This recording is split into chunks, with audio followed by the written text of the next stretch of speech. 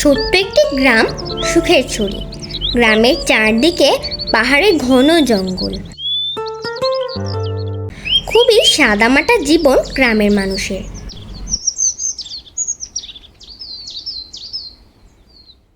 এই গ্রামেই থাকতো কাশিম, রবি আর আব্দুল।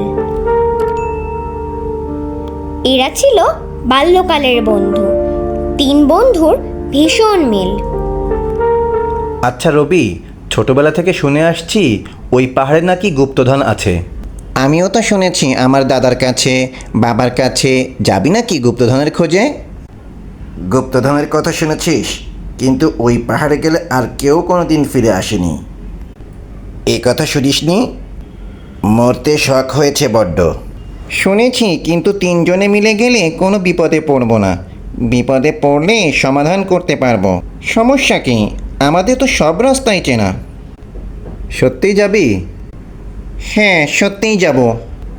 তোর কি মনে হয় আমাদের বাড়ি থেকে যেতে দেবে? আরে, বাড়ির লোক জানবে কেন? না বলেই গোপনে যাব, আর গুপ্তধন নিয়ে ফিরে আসব।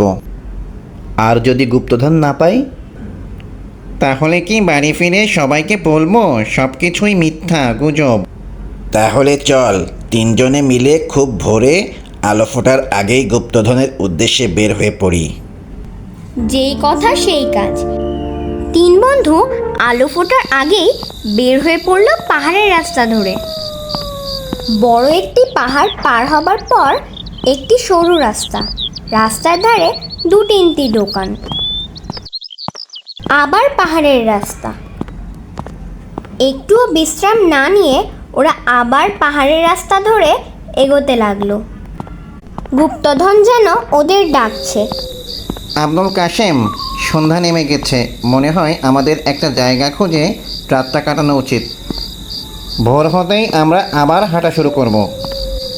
ঠিক বলেছিস, এই বড় গাছটার নিচে আমরা রাতটা কাটিয়ে দেব। আরে দেখ, দূরে ছোট্ট একটা কুঁড়ে ঘর দেখা যাচ্ছে। ভেতরে আলো জ্বলছে। চল তো এগিয়ে দেখি, মনে হচ্ছে ঘরে কেউ আছে।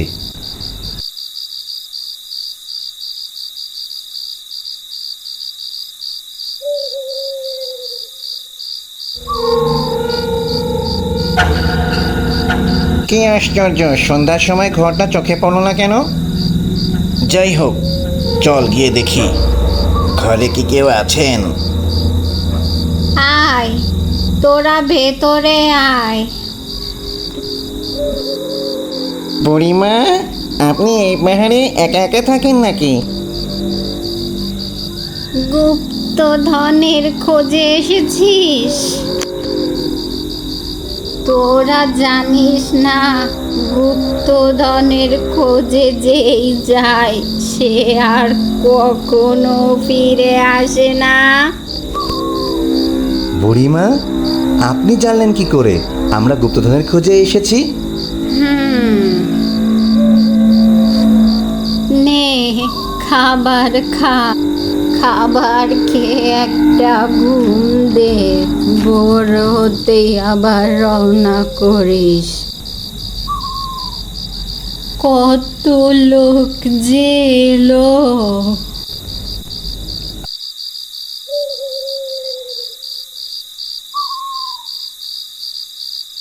আমার কেন জানি না বুড়িমাকে বড়ই অদ্ভুত লাগছে।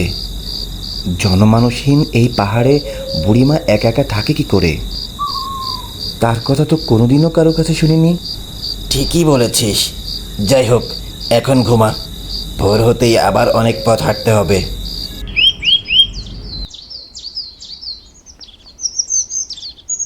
কাশিম, আব্দুল, ওঠ, ভোর হয়ে গেছে। কি রে, বুড়িমা কোথায়? তাকে তো কোথাও দেখছি না। বুড়িমা, বুড়িমা! চল এখান থেকে, চল তাড়াতাড়ি এখান থেকে সরে পড়ি।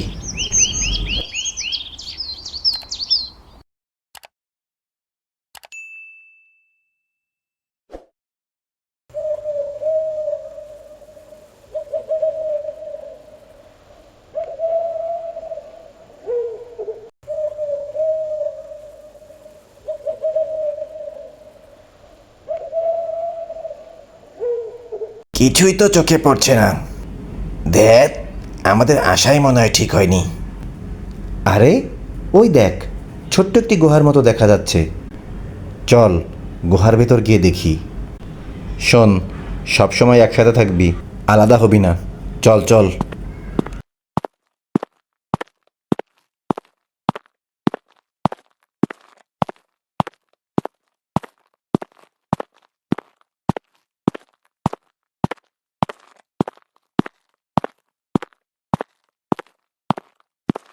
আরে এ কি, এ কি দেখছি? আমি আমার চোখকে বিশ্বাস করতে পারছি না। গুপ্তধন, গুপ্তধন পেয়ে গেছি, পেয়ে গেছি গুপ্তধন। যাক, অবশেষে গুপ্তধন পেয়েই গেলাম। এসব গুপ্তধন আমার। আমার না, আমাদের। আচ্ছা, আমার মনে হচ্ছে এত সহজেই যে গুপ্তধন পেয়ে গেলাম, তাহলে অন্যরা কেন গুপ্তধন পেল না? আর যদি পেয়েই থাকে, তাহলে নিয়ে কেন যেতে পারলো না? আরে এত চিন্তা করিস না তো, এখন তাড়াতাড়ি ব্যাগের মধ্যে ভর। আজ রাতটা মনে হচ্ছে এখানেই কাটিয়ে দেওয়া ভালো। এত ভারী ভারী বস্তা নিয়ে যেতে আমাদের অনেক সময় দরকার। আগামীকাল ভোর হতেই বস্তাগুলো নিয়ে রওনা করব। এখন আমাদের কিছু খাবারের প্রয়োজন। রবি, তুই যা, পাহাড়ের ওপাশে ছোট ছোট দোকান দেখে এসেছি, সেখান থেকে শুকনো কিছু খাবার নিয়ে আয়। আর আমরা এখানে পাহারায় থাকি। আচ্ছা, ঠিক আছে। আব্দুল, এই সম্পদ শুধু তুই আর আমি নেব। আমার মাথায় একটা বুদ্ধি এসেছে। রবি আসা মাত্রই আমরা দুজনে মিলে ওকে মেরে ফেলব। কেউ জানতে পারবে না, শুধু তুই আর আমি মিলে নেব। 3 ভাগ করতে গেলে অনেক কমে যাবে। ঠিক বলেছিস।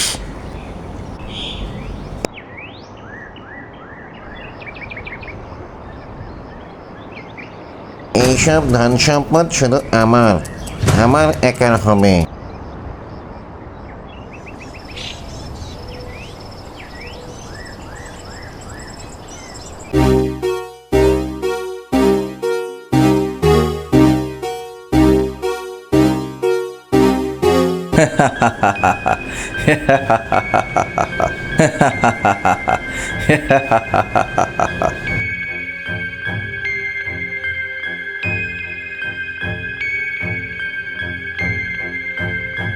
এই নে মুড়ি আর বাতাসা, তাড়াতাড়ি খেয়ে নে, আবার রওনা করতে হবে তো। নে চল, এবার মুড়ি বাতাসা খেয়ে নেই, অনেক ক্লান্ত হয়ে গেছি।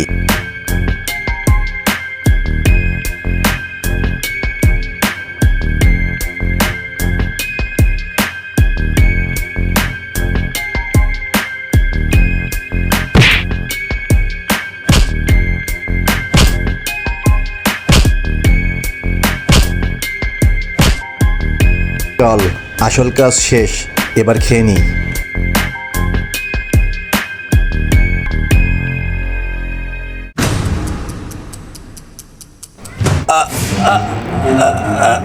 এতে তো বিষ বিষ মিশানো।